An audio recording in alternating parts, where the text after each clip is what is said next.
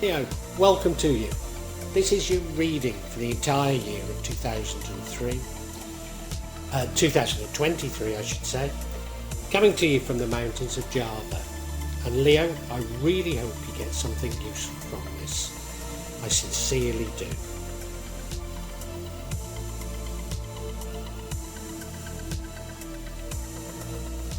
Leo. Now I'm a Leo. And I'm not reading for me, but inevitably some of this I will interpret from my own circumstances. I can see themes from the past continuing, and I thought they were things that you'd put behind. There's certainly conflict here. There's love and there's conflict, and there's also your subconscious, your mastery of the subconscious. If we look at that middle card, unfortunately you're still taking a somewhat pessimistic view of life, and I thought you'd put that to bed, but you're taking a sort of glass half empty approach, and I've got to interpret everything through that.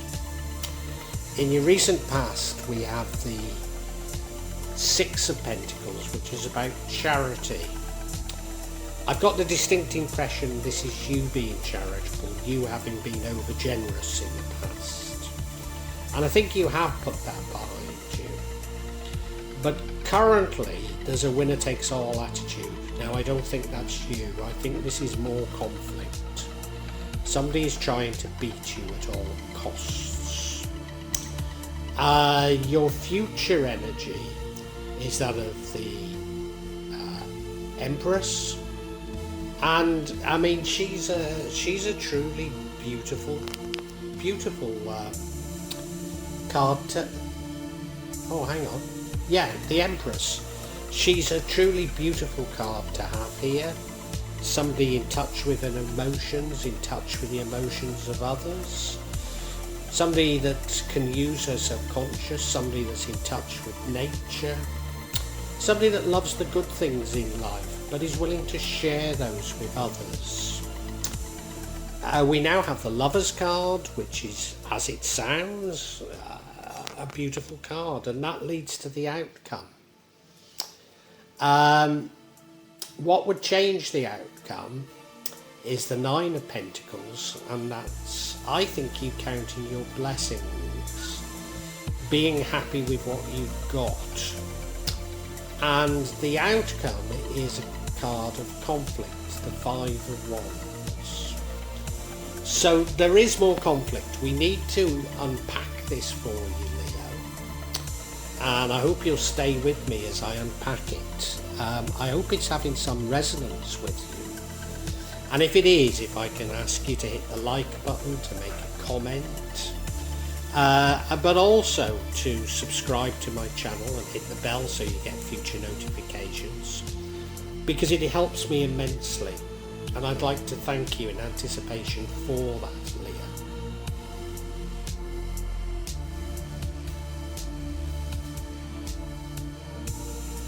You may well be asking, why from Java? What's important about tarot from Java? And the truth is, there is nothing so important about tarot from Java. Simply that here in Java we have many different spirits who will come to help in your tarot reading. It'll probably put a different reflection on things. For example, the spirits here are less likely to be concerned about love and finances, despite people in Java being every bit as interested in these things as the rest of us. But maybe the spirits are trying to tell us something else. Now I'll be using probably two decks, but out of three decks. So the first deck is Tarot Nusantara, the second deck is the Steampunk deck, and the third deck is the Light Visions Tarot. Tarot Nusantara is actually a new one to me, which I love, whereas the Light Visions I've struggled with as a result of the rendering. although I think I'll grow into it, I will keep using it and coming back to it. You can see on all of them I'm using quite a lot of salt, and that's to clear the energy and the spirits from them, something that I do fairly regularly with my tarot. And I also, you'll see a number of Jimat there that I use just to bring a good energy to the tarot and to my reading.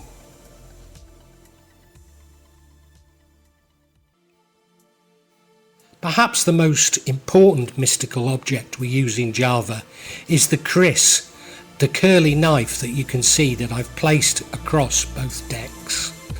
Kris are very important for bringing the spirits to work on any object here in Java. Call on the spirit of the mountain to assist me in shuffling the cards, in selecting the cards and interpret them correctly for Leo for the year of 2023. Leo, the energy that runs throughout the entire reading and therefore the year is the Five of Cups, which is a somewhat pessimistic attitude towards life. Now this comes as something of a shock because I thought you'd put that behind you. I'm only saying this because I'm a Leo. I'm not interpreting it through my eyes, just aware of what's happened in the past and the energies of the past. You look at the card, there's 3 cups there fallen over, and he's focusing on those cups that have fallen over, but if he turns round, there's 2 full cups. What's more, if he looked around a little further, there's a village. If he crosses over that stream, then there may be even more cups in that village. So the world really is your oyster, but you've got this sort of pessimistic attitude and it's running through all the other cards, and I need to bear that in mind, and I think it's a great shame, to be honest with you, Leo.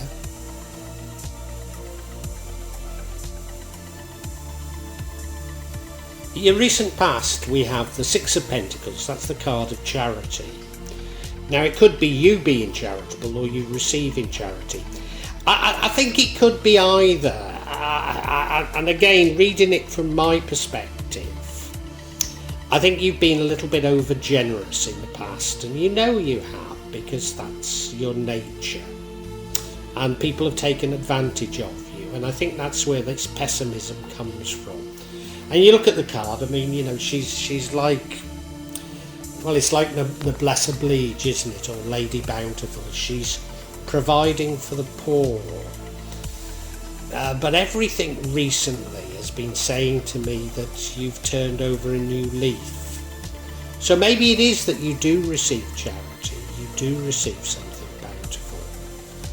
But no, I think it's about you having been over generous and been exploited for it. And yeah, I think that's what leads to this overall pessimism of the reading.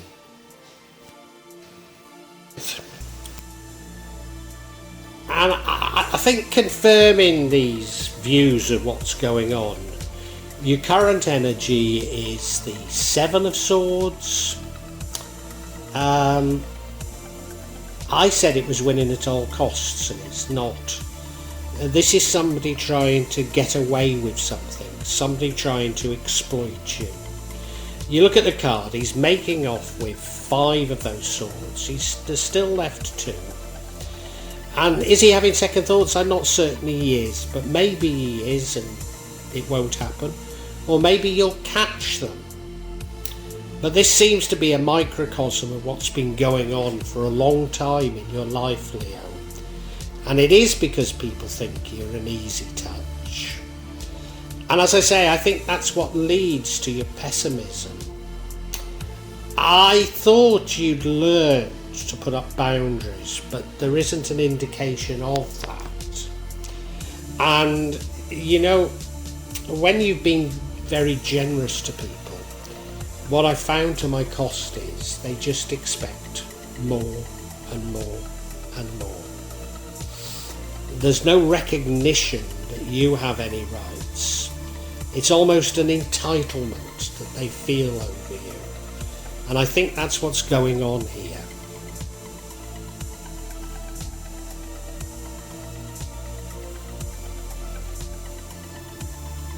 In the future we have the Empress. She's a lovely, lovely card to have. She's an Earth Mother. She loves the good things in life, but she's generous with them. So getting back to you being this charitable person, you share the good things in life with others. You want everybody to enjoy it. Somebody in touch with your emotions, somebody in touch with the emotions of others, somebody that just wants everybody to be happy. And clearly from the other cards, everybody isn't happy. But you just wish everyone could get on, everyone could be happy. You even understand where they're coming from, but I get a sense of, I was going to say frustration, but I think it's despair that people are still trying to take advantage of you. There's a weariness, I believe, about it. But as I say, this is a lovely card, and maybe the universe is going to bless you for the way you are. Yeah, she's very in tune with her thinking, but she's in tune with the thinking of others. She understands others, understands where they're coming from, goes that extra mile for other people. A nurturing type, as I say, Earth Mother, very in tune with the environment. And you look at it, well, that sort of environmental thing comes across very strongly, doesn't it?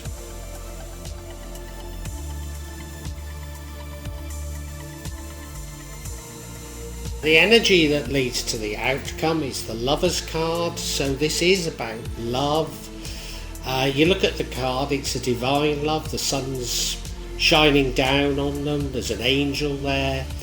It is Adam and Eve, isn't it, in the Garden of Eden, but they've got, it's a divine love, they've got nothing to hide from each other. But there's a Gunungan there, which is a Wayang character, which has a hidden side, a known side, and an unknown side. I wonder if that's relevant. I wonder if it's relevant. Because the outcome isn't a great outcome, and I think it's your overall compassion that again leads to conflict. We'll see, we'll see.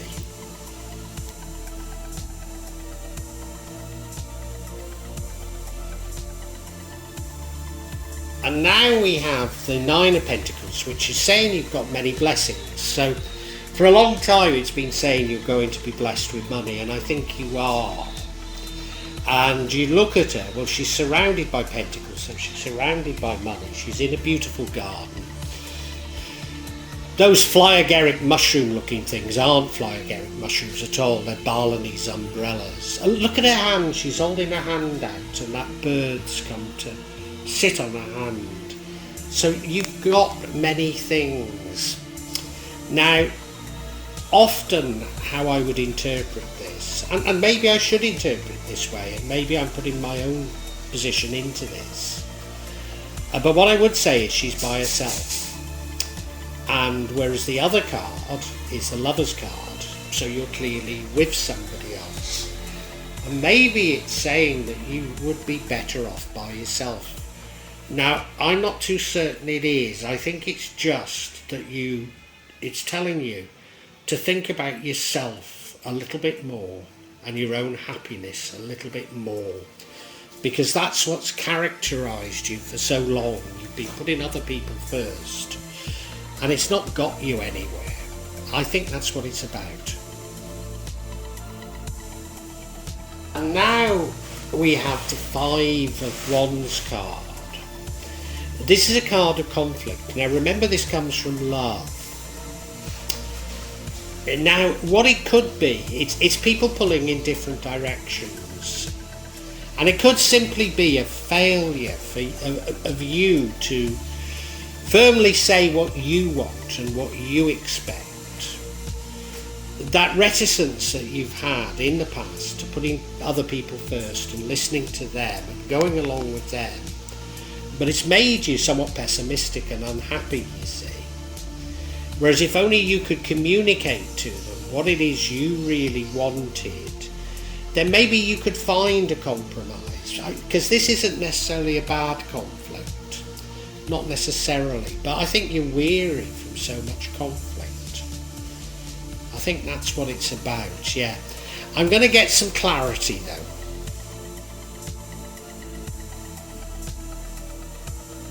Now I'm going to seek clarity on this conflict. Find out what it's all about, find out what's going on. And the first card we get is the Six of Swords. This is you needing to dump baggage, so it is something from the past.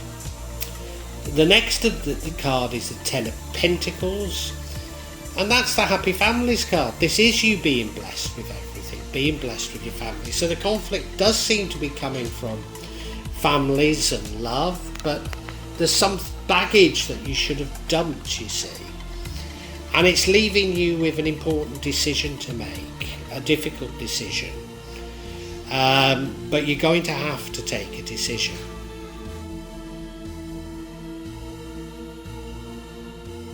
So if you remember, we're trying to confirm, trying to understand what this conflict or disagreement is about. And the first energy we get is it's the six, isn't it? Six of Swords. And this is about you moving on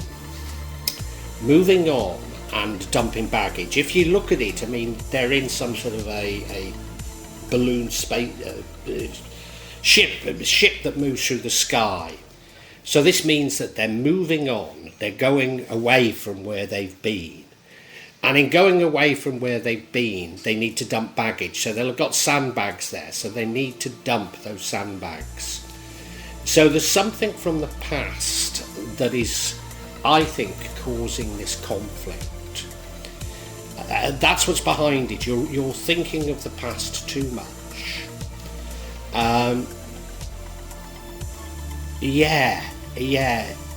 Maybe it's saying that you could avoid this conflict by not viewing it through what has happened to you in the past. That's what I think it is.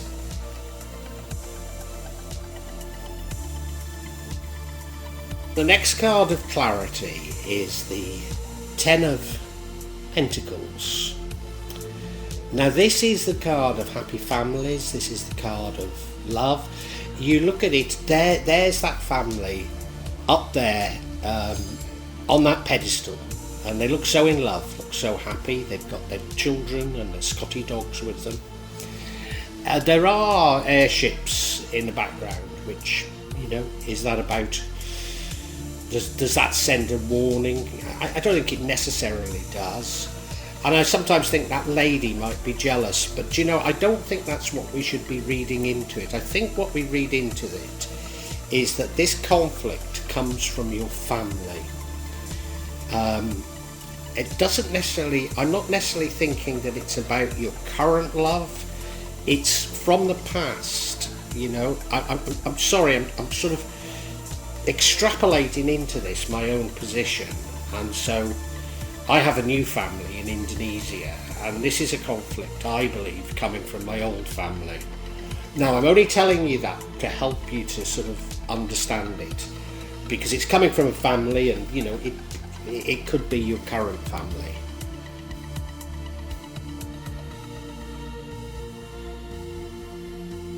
And as a result of this conflict, you face an important decision. It's something that you have to give great thought to. You have to plan what you're doing, because we've got Two of Wands now. And you can see he's up, it looks like the Jungfrau, doesn't it, in the background. He's up there and he's contemplating what he should do. Now, I feel like this is the sort of thing that's been going on in your mind for a long time. And that's why you have this somewhat pessimistic attitude. And now, I'm not too certain what the advice is here. Because although I think something from your family, something from the past is causing this conflict, I think if you approached it differently, if you forgot about what had happened in the past and just saw it afresh, then I think maybe you could have a reasonable solution to it. But likewise, it might be the alternative might be, well, no, I just ignore them. They've always been a source of problems, so I'm just going to lead my life being happy in myself. So I can't give you what is the right way to approach this. But what I can do is now summarise for you, because I think we know what it's all about.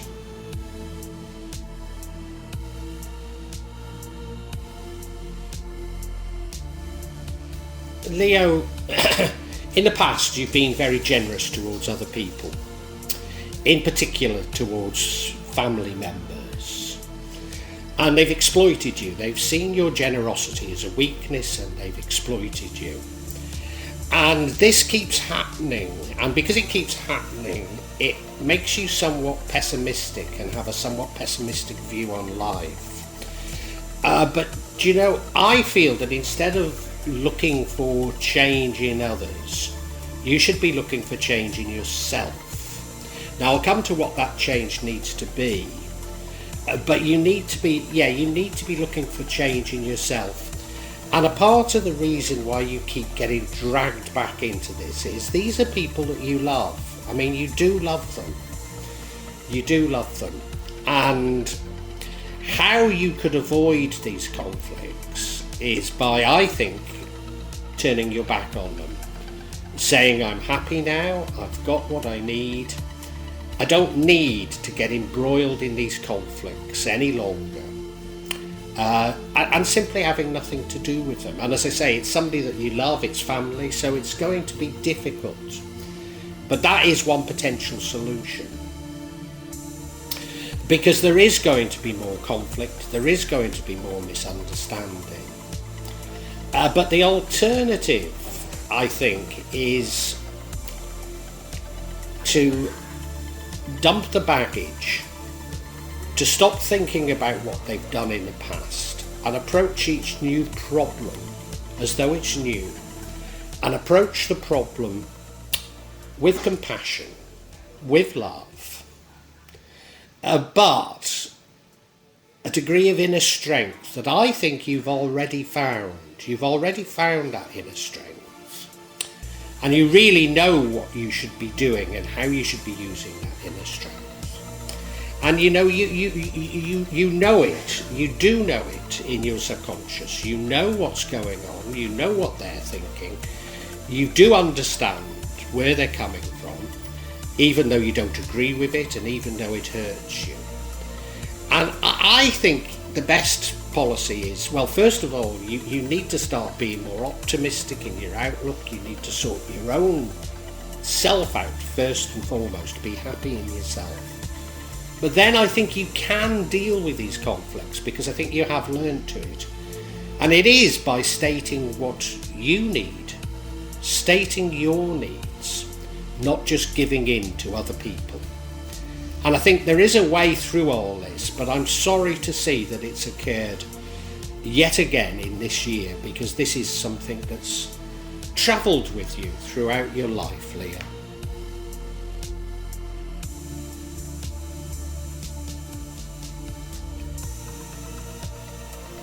Well, I do hope you've enjoyed Tarot from Java as an addition to my channel, The Magic of Java.